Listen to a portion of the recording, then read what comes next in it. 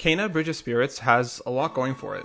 It is stunningly gorgeous, the music is incredible, and the story really does reach Pixar levels of quality in its narrative.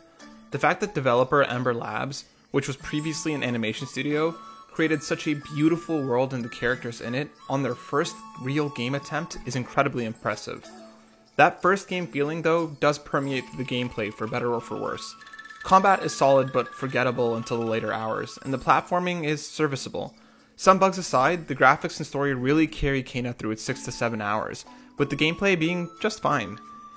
Kena Bridge of Spirits has you playing as the titular Kena, a spirit guide who helps souls trapped in the mortal realm move on, as she journeys on to the mountain shrine. She meets a colorful cast of characters along the way, helping where she can.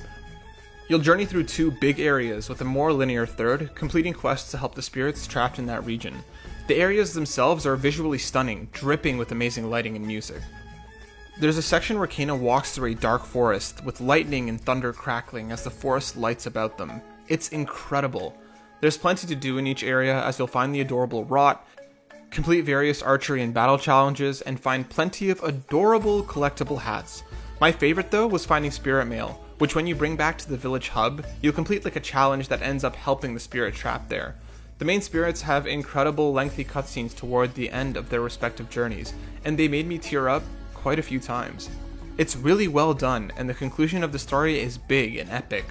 The themes that it tackles of grief and moving on are executed really well, and while it's no surprise as to what happens at the end of each section, it's beautiful every time. Gameplay wise, the game is fine. The comparisons to old school action platformers really ring true. The combat starts out okay, as you'll use your light and heavy attacks, dodges, and a few raw techniques to get through some really tough enemy encounters.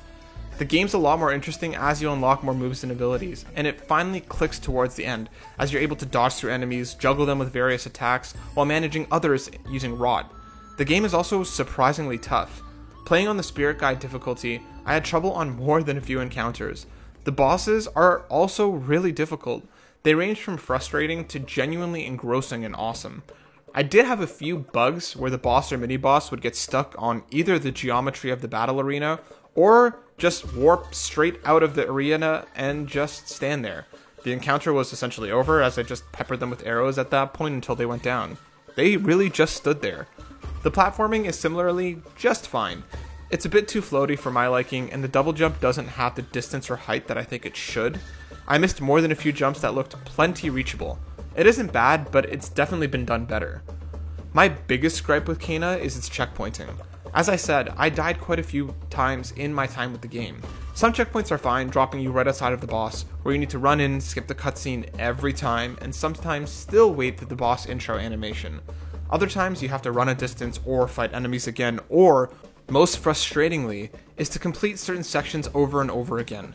One particular instance had me performing a simple platforming / unlocking section over and over, as the battle challenge that it led to was tough.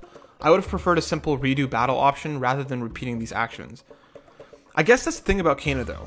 The gameplay is fine, it has some bugs that can hopefully be patched out, but it kept me completely engrossed in its world the entire time. It's full of charm, the Rot are adorable, and I'd watch their collection animation every time I found a new one. The story just tugs at your heart. Getting to the next new area or completing a puzzle to get adorable new hats for the Rot was satisfying every time. The problems I had were never enough for me to put the controller down, and I really enjoyed my time with the game. I'm genuinely looking forward to jumping back in to collect more Rot, find more collectibles, and complete more Spirit Mail hunts. Ember Labs pulled off a really impressive adventure here, and it's entirely worth your time. Go check out Kena Bridge of Spirits. Thank you so much to Ember Labs and the team over at Yumi and Capri for providing us a code for review. If you want to see more from us, make sure to check out the links below. Thanks for watching.